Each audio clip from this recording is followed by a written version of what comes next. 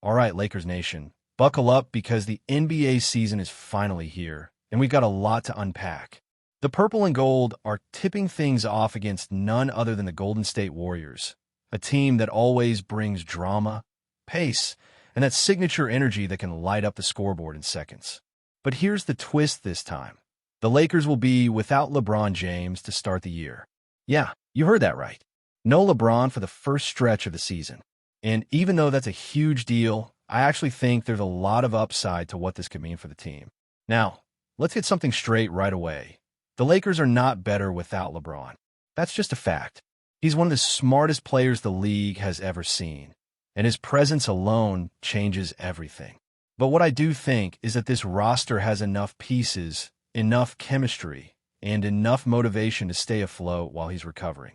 LeBron's expected to be back around mid-November, which means he's probably going to miss the first 14 or 15 games of the season.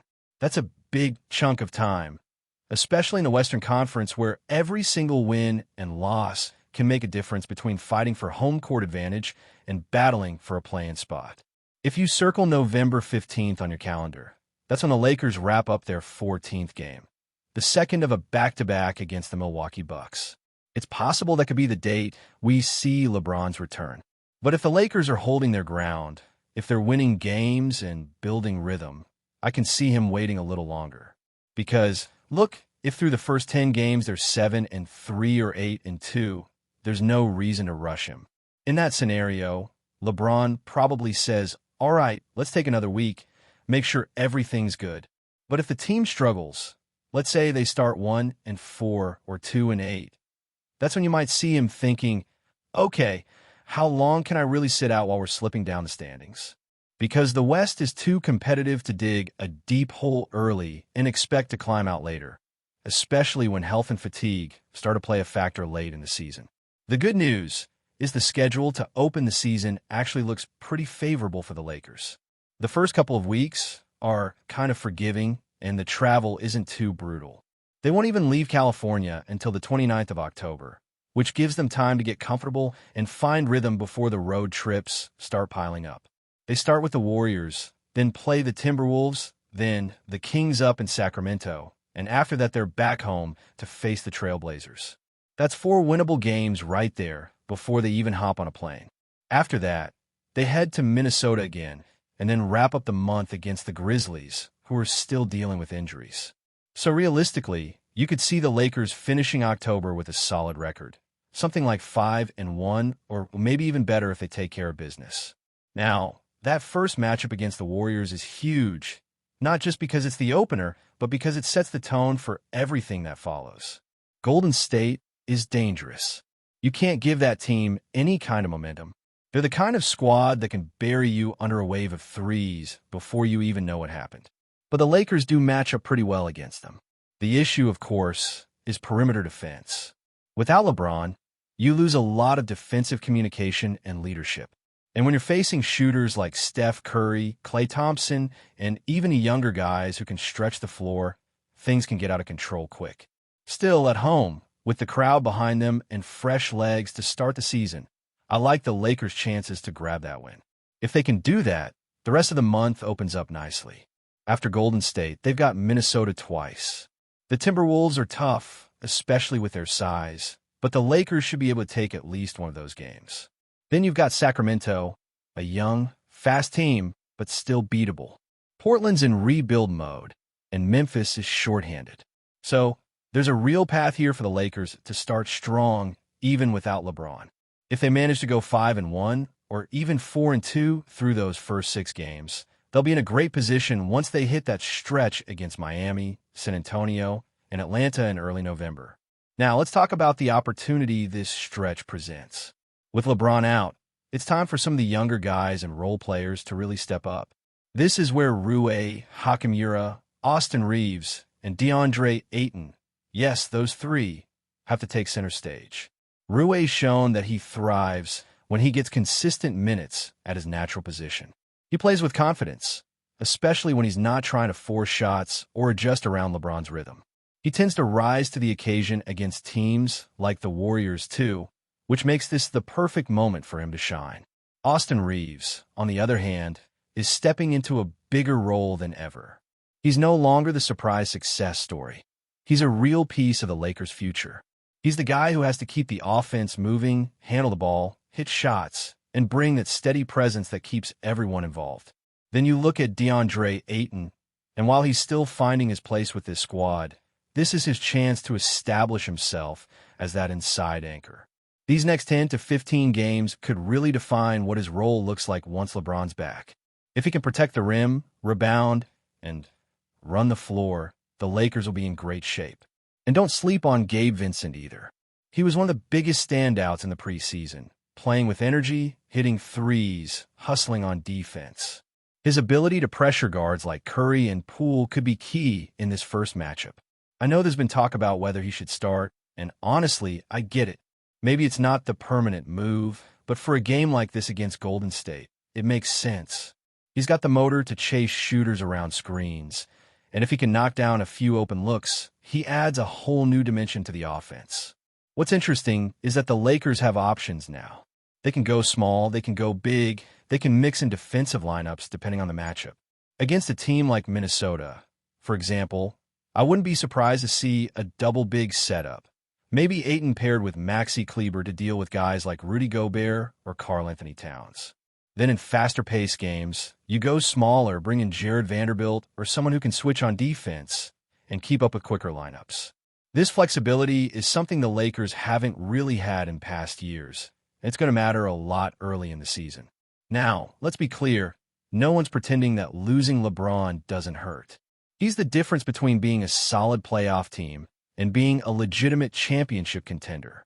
But this early stretch gives the Lakers a chance to build confidence and identity without having to rely on him for everything.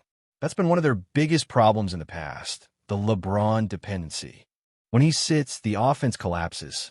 When he plays, everything runs through him. If they can build a rhythm that doesn't depend entirely on him, then when he comes back, he can pick his spots instead of carrying the entire load. And honestly, that could be the key to extending his career and keeping him fresh for the playoffs. LeBron's talked about wanting to play more off the ball, focus on spacing, catch and shoot opportunities, basically letting guys like Reeves and Ayton take the reins more often. That's exactly what this stretch should be about. Let those two run the show. Let Rui find his spots. And when LeBron returns, he slides in as the piece that elevates everyone, not the piece that everyone's orbiting around. The danger, of course, is chemistry. If the Lakers are winning and everything's clicking when LeBron returns, there has to be balance. You don't want him coming back and disrupting what's working. He'll still get his 20-plus points just by being out there, but he needs to let the guys who've been carrying things keep their rhythm.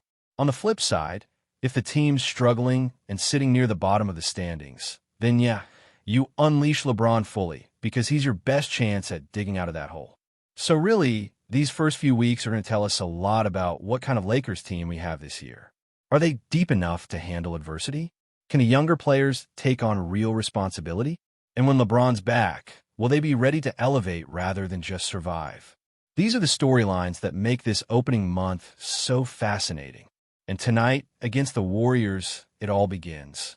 When we talk about the Lakers without LeBron, the conversation always circles back to one big question. Who becomes the leader on the court? Because, let's be real, there's a huge difference between playing next to LeBron James and being the one responsible for setting the tone. That's why these games are going to be so crucial for guys like Austin Reeves and DeAndre Ayton. For Reeves, it's about proving that he's more than just a complementary piece, that he can actually command the offense, take the big shots, and keep the team composed when things get messy. For Ayton, it's about consistency. The talent's always been there, but now it's about showing the hunger, the energy, and the drive to dominate the paint night after night. The next few weeks could end up shaping the Lakers' long-term identity more than people realize. This is when we'll see who fits and who doesn't, who can handle the responsibility, and who struggles when the spotlight's brighter. Every time a player steps on the court now, they're not just trying to win games. They're fighting for minutes, for roles, for trust. That's what makes this part of the season so intriguing. It's like a test run before the real battles begin later in the year. If you look at how the schedule unfolds after those early games, the Lakers hit a stretch that includes Miami, Portland, San Antonio, Atlanta, and Charlotte. None of those teams are pushovers, but they're also not the powerhouses of the conference. These are the kind of games you have to win if you want to build confidence and keep pace in the West. And the Lakers have the tools to do it. They've got shooters like Reeves and Vincent. They've got length and athleticism in Hachimura and Vanderbilt. And they've got the versatility to adjust lineups depending on who they face. But the real challenge isn't about talent. It's about focus and effort. Because there's a version of this team that plays fast, defends hard, and moves the ball beautifully. And there's another version that gets lazy, stands around, and hopes someone hits a tough shot. The difference between those two versions can be the difference between a 6-game win streak and an early season panic. Without LeBron, they don't have that automatic safety net, that guy who can bail them out when everything falls apart. So they'll have to find other ways to stay composed. That means trusting the system, trusting each other, and not letting one bad quarter turn into a bad game. Another storyline that's going to be fun to watch is the evolution of J.J. Redick as head coach. He's new to this, but he's already shown flashes of smart adjustments and creativity with rotations. He's not afraid to experiment, to go small, to play with tempo. He's also got that player's perspective. He knows what guys need to hear in the middle of the game. This period without LeBron might be the best thing that could happen for Redick, because it forces him to develop his coaching voice and figure out what works without relying on a superstar to cover mistakes. Now, when LeBron finally comes back, the dynamic will shift again. But here's the key. It has to be seamless. The Lakers can't afford to hit reset just because their best player returns. If they found something that works, LeBron needs to integrate himself into that rhythm instead of demanding that everyone adjust back to him. That's easier said than done, because his presence naturally changes how defenses react and how teammates position themselves. But that's part of his evolution at this stage of his career. He's already said he wants to play more off the ball, take more catch-and-shoot opportunities, and let younger guys handle more of the creation duties. That's the version of LeBron the Lakers need this season. Before we continue, we ask that you leave a like and subscribe to the channel so you won't miss any exclusive Lakers updates. Moving on. In what's being described as one of the most shocking moves in recent NBA history, the Los Angeles Lakers have reportedly secured the signature of Denver Nuggets superstar Nikola Jokic. The rumor, which spread like wildfire across social media late last night, has sent shockwaves through the basketball community, and if true, could completely reshape the league's balance of power. According to insiders close to the situation, the deal came together quietly over the past several weeks, with Lakers executives making a bold and secretive push to lure the two-time MVP away from Denver. While details remain scarce, whispers suggest that Jokic was intrigued by the idea of playing in Los Angeles alongside LeBron James and Anthony Davis, forming what could be the most dominant frontcourt in modern NBA history. If this report holds up, it would mark the end of an era in Denver, where Jokic had become the face of the franchise and led the Nuggets to their first-ever NBA championship. The Serbian center, beloved for his unselfish style and genius-level basketball IQ, seemed inseparable from the mile-high city. Yet sources claim that behind the scenes, tensions had begun to build over roster decisions and long-term direction, cracks that the Lakers may have cleverly exploited. Lakers fans woke up to disbelief, with social media exploding into chaos. "This can't be real," one user posted, while others began sharing mock-up images of Jokic in purple and gold. The move, if confirmed, would not only send ripples through the Western Conference, but might also redefine what super team means in the NBA's modern era. Neither the Lakers nor the Nuggets have released an official statement, and the league office has yet to comment on the potential transaction. Still, the buzz around this story grows by the minute. Is this just off-season smoke, or are the Lakers truly pulling off the heist of the decade? Stay informed exclusively about Los Angeles Lakers news. Subscribe to our channel and hit the like button to keep receiving daily updates. Also, share your opinion on the news in the comments, as your contribution is crucial for the Lakers. Stay tuned for the next video.